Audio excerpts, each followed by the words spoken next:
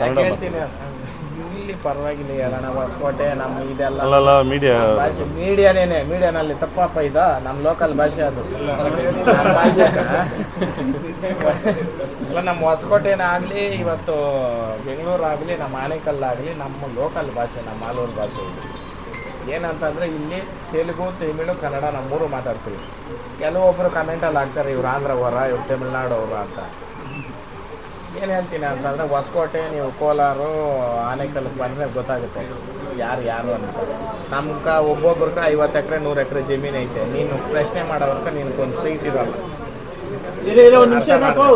ಅದಕ್ಕೆ ಏನು ಹೇಳ್ತಂದ್ರೆ ಇಲ್ಲಿ ನಾವು ಜಮೀನು ಇಕ್ಕೊಂಡು ಮಾತಾಡ್ತಾ ಇದ್ದೀರಿ ಅಂತಲ್ಲ ಹೇಳೋದು. ಇದು ನಮ್ಮ ಸ್ಥಳೀಯ ಭಾಷೆ. ಯಾಕಂತಂದ್ರೆ ನಮ್ಗೆ 30 kilometre Tamil Nadu border, 70 kilometre Andhra border, ಎಲ್ಲ ಕಡೆಯಿಂದನೂ ಜನ ಬರ್ತಾರೆ. ಆ ಭಾಷೆ ಹಂಗೆ ಬಂದಿರೋದು ಬಿಟ್ಟರೆ ಇಲ್ಲಿ ಒಂದು ಭಾಷೆಯನ್ನು ಇಟ್ಕೊಂಡು ಮಾತಾಡೋದಲ್ಲ. ಕನ್ನಡ ಅಭಿಮಾನ ಅನ್ನೋದಿದೆ. ಕನ್ನಡ ನಾಡಿಗೆ ಏನು ಕೊಟ್ಟಿದ್ದೀರಿ ಅನ್ನೋದು ಬೇಕು.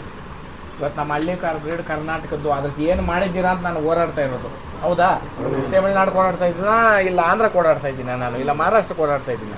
ಅರ್ಥ ಮಾಡ್ರಿ, ನಮ್ಮ ಕರ್ನಾಟಕದಾಗ ಒಂದು ಭಾಷೆ ನಿಕ್ಕೊಂಡು ಇಲ್ಲ ಒಂದು ಜಾತಿ ನಿಕ್ಕೊಂಡು ದಯವಿಟ್ಟು ಮಾತಾಡಬೇಡ್ರಿ. ಯಾಕೆ ಹೇಳ್ತೀನಿ ಅಂತಂದ್ರೆ ಸತ್ತಾಗ ಉಡ್ದಾರ ಕೂರ ಕಟ್ ಮಾಡಿ ಮುಚ್ಚೋದು, ನಿಮ್ಮನ್ನು ಉಡ್ದಾರ ಸಮೇತವಾಗಿ ಕಟ್ ಮಾಡಿ ಮುಚ್ಚೋದು.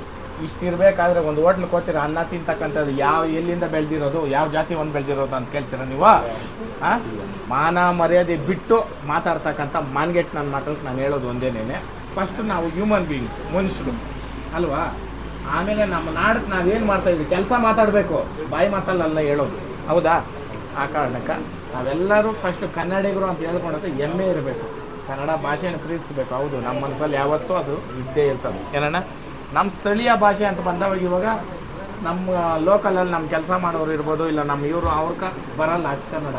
ನಾವು ಅವಾಗ ಅವ್ರ ಭಾಷೆಯಲ್ಲೇ ಮಾತಾಡಬೇಕು. ತಪ್ಪೇನಣ್ಣ? ಭಾಷೆ ಅನ್ನೋದು ಒಂದು ಒಬ್ಬರಿಂದ ಒಬ್ಬರಿಗೆ ಸಂಪರ್ಕ ಕೊಡ್ತಕ್ಕಂಥ ಒಂದು ಮೀಡಿಯಾ ಮಾಧ್ಯಮ ಅಂತ ತಿಳ್ಕೊಳ್ರಿ. ಅದನ್ನು ಕನೆಕ್ಟಿವಿಟಿ. ಏನಪ್ಪ ಏನು ಹೇಳಿದೆ? ಆ ಕಾರಣಕ್ಕೆ ಭಾಷೆ ನಿಂತ್ಕೊಂಡು ಇಲ್ಲ ಒಂದು ಯಾವತ್ತೇ ಆಗಲಿ ವ್ಯಕ್ತಿತ್ವ ಗೆಲ್ಲಬೇಕು. ಈ ಭೂಮಿಗೆ ನಾವೇನು ಮಾಡಿದ್ದೀವಿ, ಈ ತಾಯಿಗೆ ನಾವೇನು ಕೊಟ್ಟಿದ್ದೀರಿ ಅನ್ನೋದೇ ಬೇಕು ಅಲ್ವಾ? ಆ ಕಾರಣಕ್ಕೆ ಯಾರೇ ಆಗಲಿ ಅನ್ನ ಹಾಕೋ ಕಾರ್ಯ ಮಾಡಿದ್ರೆ, ಅನ್ನ ಹಾಕ್ತಕ್ಕಂಥ ಕಾರ್ಯನಲ್ಲೂ ಏನೇನೇನೇನೋ ಹೇಳ್ತಾರೆ.